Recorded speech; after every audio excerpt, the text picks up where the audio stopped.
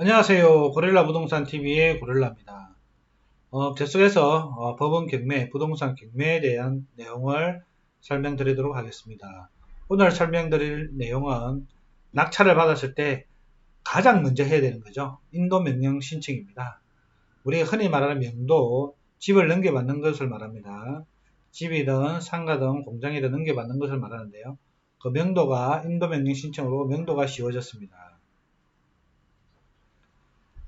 자, 명도는 경매 대상인 집에 거주 중인 소유자나 임차인이 낙찰자에게 집을 비워주는 것을 말하는 거죠.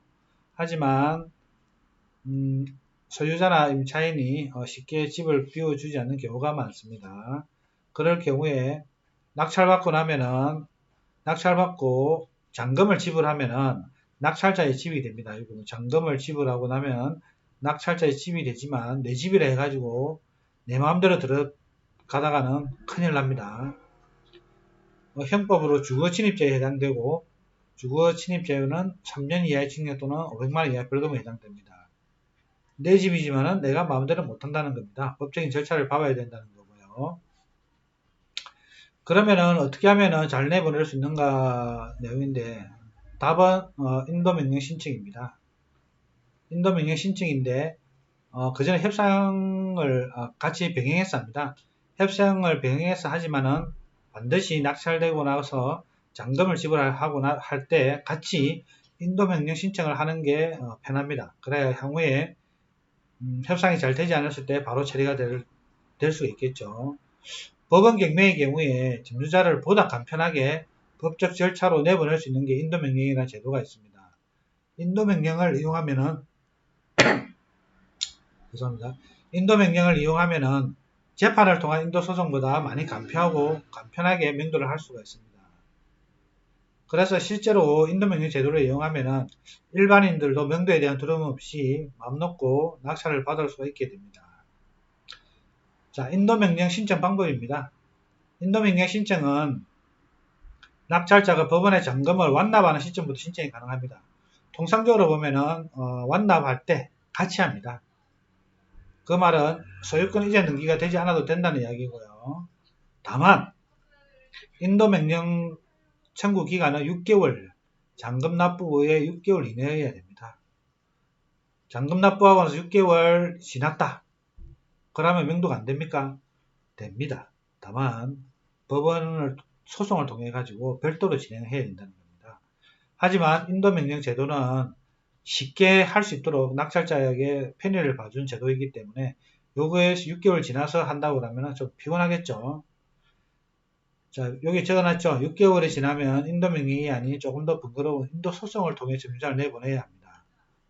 또한 6개월은 신청일 기준이지 인도명령 결정문이 상대방에게 6개월 이내에 전달되어야 하는 내용이 아닙니다. 이 말은 무슨 말이냐고 하면은 6개월 이내에 신청만 하면 되지 동사 인도명령을 신청을 하는데 등기가 가고 점유자가 등기를 받지 않는 경우도 있습니다.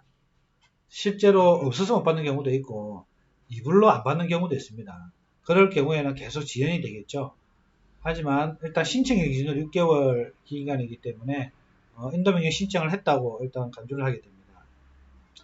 자, 법원에 가면은 법원 경매회에 가면은 요 서류 모아놓는 곳에 가면 여기 있습니다. 부동산 인도명령 신청서. 여기에 보시면 수입인지 1,000원, 또 그다음 송달료 28,800원을 납부하고 그 영수증을 가지고 경매회에 가서 인도명령 신청을 하시면 되겠습니다. 어렵지는 않습니다. 또한 인도명령 신청을 할 때 같이 했으면 좋은 게 점유이전 가처분 신청입니다. 이게 뭐냐고 하면은 다른 사람에게 점유자가 다른 사람에게 변경이 되면은 인도명령을 다시 신청해야 됩니다. 원래 점유자가 A였는데 내가 인도명령 신청을 하고 나서 B로 바뀌었다. 그러면 A에게 했던 게 B로 승계되는 게 아니고 B에 대해서 인도명령을 다시 신청해야 됩니다. 그래서 점유하고 있는 걸 이전, 바꾸는 걸 금지, 하는 걸 가처분, 긍급하게 해주세요 하는 게 점유 이전 금지 가처분입니다. 그래서 낙찰자 같은 경우에 인도명령 청구를 하면서 점유 이전 금지 가처분 신청도 같이 하는 게 좋은 방법이 되겠습니다.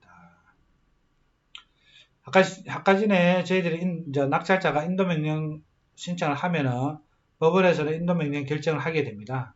인도명령 결정을 하면은 다시 등기로 그 결정문이 저희들한테 오는데요.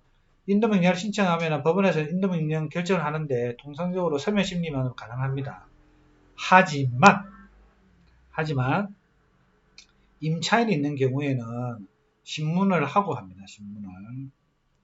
임차인이나 유치권자나 기타 점유자가 있는 경우에는 신문을 통해서 신문을 하고 합니다.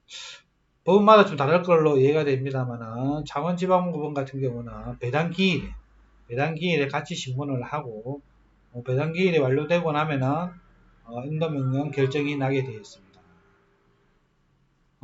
인도명령 결정문의 주문에 보면은 이렇게 나오죠. 피신청인은 신청인에게 별지 목록 기재 부동산을 인도하라 이렇게 기입되어 있고 그 내용이 신청자에게도 오게 되어 있습니다. 자, 인도명령 절차와 강제집행 절차인데요. 인도명령이 끝나고 나면은 이제 강제집행 절차를 하게 되죠. 이런 프로세스를 거치게 되는데 강제집행 절차에 대해서는 제가 별도로 다시 한번 설명을 드리도록 하겠습니다. 오늘은 부동산 경매꽃이죠. 명도를 위해 하기 쉽게 정부에서 법으로 만든 인도명령 신청에 대해서 배워보았습니다. 이상 마치도록 하겠습니다. 감사합니다.